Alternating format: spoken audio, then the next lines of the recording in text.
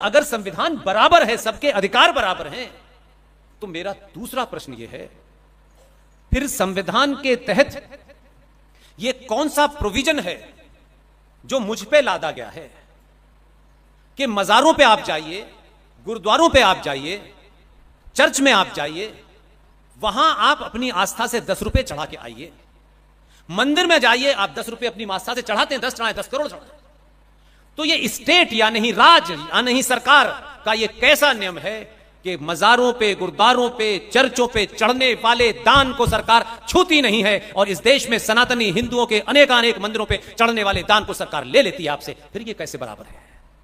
इसमें मैंने कोई हिंदू मुस्लिम है, ये प्रश्न नहीं बनना चाहिए था। हमने तो नहीं देखा, ना हरिद्वार से उठा, न कहीं से और से उठा। ये ठेकेदार सुबह से शाम तक कथावाचक और नीले पीले कपड़े पहनने वाले, कभी इन्होंने कहा कि संविधान जो भी है आज की डेट में है ना, तो हम इसको आज की डेट में भी मान रहे हैं, लेकिन ये मेरे साथ भेदभाव क्यों कर रहा है? कहीं तो लिखा होगा भाई 84 करोड़ लोगों का काम सिर्फ टैक्स का पैसा देना है और कुछ नहीं करना। जब सबके अधिकार बराबर हैं, सबको सब मौका है, तुम भी आईएएस बन सकते हो, तुम भी पीएसएस बन सकते हो, तुम भी राष्ट्रपति बन सकते हो, तुम भी चीफ जस्टिस बन सकते हो, तो मेरी गिनती ज्यादा है। इसलिए मेरे मंदिरों से पूरे देश में जो सनातन हिंदू मंदिर हैं, उन मंदिरों में कुछ का मैंने डाटा निकाला है, कुछ का डाटा नहीं है, लेकिन एक ओवरऑल फिगर बताता हूं। अगर ये मुद्दा बना, और आपके यहां भी चोर कम नहीं है, बड़े बड़े ज्ञान बच्चे रहे। मैं वही तो कह रहा हूं, मैं बार बार बोल रहा हूं, ये प्रवचन देने वाले दो किस्म के हैं। एक तो खड़े होकर ज्ञान देते हैं सुबह से शाम तक दिल्ली में, दूसरे हैं सत्ता से कोई लेना देना नहीं है, और एक रंग बिरंगे घूम रहे हैं। इन्होंने ये बात क्यों नहीं उठाई? इनकी गिनती ज्यादा थी, इनको कुछ खोना था क्या? इनको पद खोना है क्या? इन्होंने क्यों नहीं उठाया ये? लेकिन सब चोरी में शामिल है। अपनों की चोरी के बारे में मत बताओ पुष्पेंदु, ये नहीं हो सकता, ये मैं नहीं करने आया। ये ऐसे किसी दलालों को बुलाइएगा जो ये करे कि मैं अपनी चोरी नहीं बताऊंगा, दूसरों का तो बताना बहुत आसान है ना। तो जब गुरुद्वारों से, चर्चों से और आप मजारों से सरकार ने नियम बना दिया है कि पैसा नहीं लेंगे, तो वैष्णो देवी पे एक साल में 530 करोड़ रुपया आता है। देवस्थानम बोर्ड तमिलनाडु में 1300 करोड़ रुपया आता है। राजस्थान में नाथ द्वारा मंदिर से 83 करोड़ रुपया आता है। और ये मैंने वो फिगर निकाली है जो सरकार के पास है। कुल मिलाकर के भारत भूमि पर जितने भी अनेकानेक मंदिर हैं, उन मंदिरों पे साल में अप्रोक्सीमेटली, कोई 0 पॉइंट इधर उधर हो जाए बात अलग है, अप्रोक्सीमेटली 10 लाख करोड़ रुपया मेरे आस्था के केंद्रों से सरकार ले जाती है। कौन सी बराबरी है?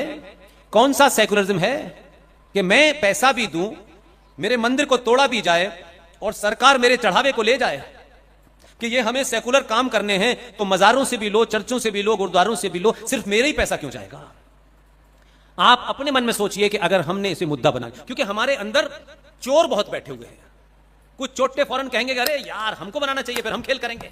ऐसे भी चोर हैं आपके यहां, और वो चोरी करते हैं, इसलिए मन के अंदर वो सच बोलने की शक्ति कम हो जाती है।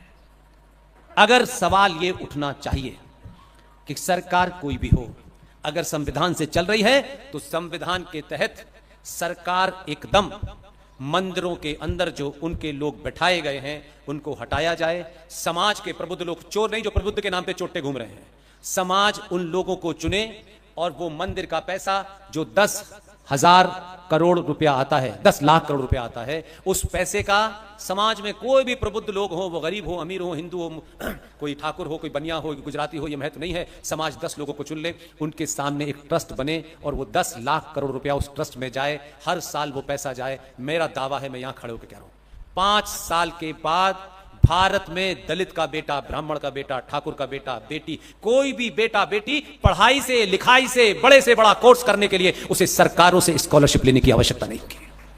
लेकिन ये नहीं करेंगे क्योंकि हमारे 4 दलाल हमको उस बजाना, ये 5 दलाल इनके हैं, ये जाति के नाम पे। आप समग्रता में लड़ाई नहीं लड़ना चाहते, इसलिए असली मांग कभी नहीं उठाएंगे आप।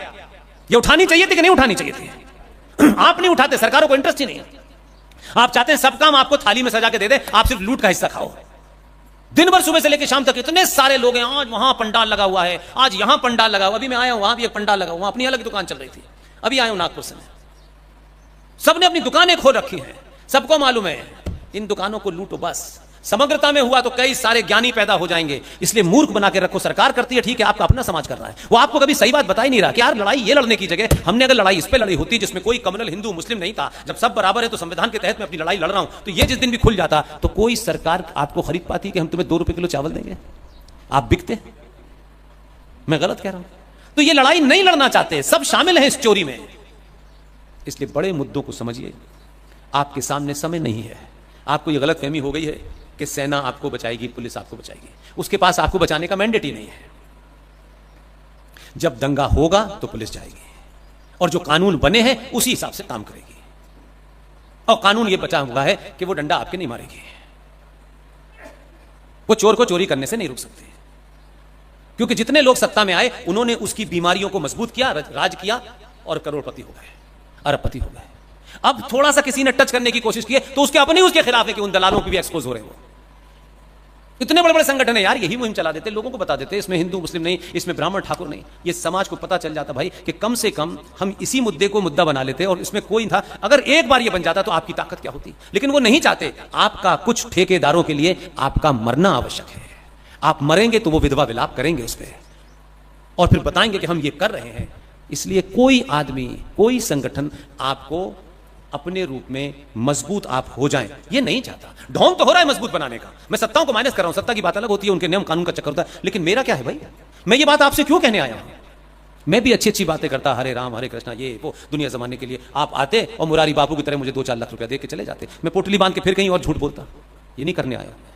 लेकिन दिक्कत यह है कि झूठे मक्कार चोरों को आप पैसा देते हैं और ये युद्ध बिना पैसे के नहीं लड़ा जाता। अगर मैं यहां हूं तो चंदू भाई ने चंदा किया नहीं पता, चंदू भाई ने अपने दोस्तों से कहा नहीं पता, लेकिन मेरे यहां तक पहुंचने में पैसे तो लगे होंगे ना। ऐसा तो नहीं होगा मैं पूरे रास्ते पैदल चलते हूं राष्ट्रवाद राष्ट्रवाद राष्ट्रवाद, ऐसा तो नहीं होने वाला।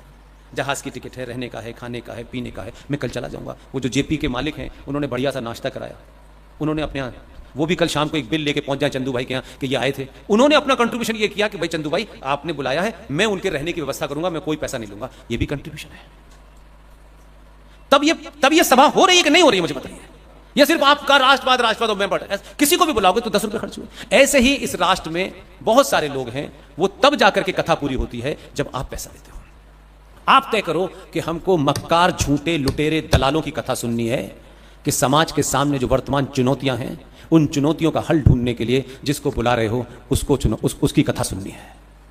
और ये समाज बहुत लंबे समय के बाद, हम जैसे साधारण लोग, न हमारे कोई आगे बड़ा पद है, न पीछे बड़ा पद है, न हम कोई बहुत बड़ी चीज है, इतनी देर तक आप मुझे सुन रहे हैं। मैं लगातार आपके मन मस्तिष्क को झंझोड़ रहा हूं। मैं कोई आपको ताली बजाने, कोई चुटकुला सुनाने, कोई हंसाने के लिए नहीं आया हूं। ऐसे नौटंकी बात सुबह से शाम तक बैठे होंगे। इसलिए इस देश में 4 शंकराचार्य हमारी आस्थाओं से हैं।